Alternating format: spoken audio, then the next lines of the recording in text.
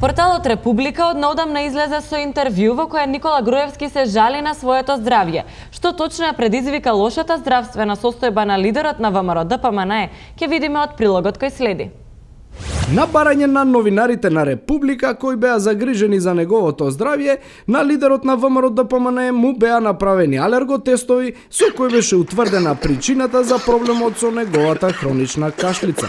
Се потврдија сомневањата дека Груевски е алергичен на Джордж Сорос. It's rather shocking for me because it's much worse than I expected, and it makes me reflect, and at the moment I'm confused. Според Сорос, со слично заболување се и Орбан во Унгарија, Шешелј во Србија, Ле Пен во Франција, како и други политички лидери од Европа, кои всушност се алергични на демократија.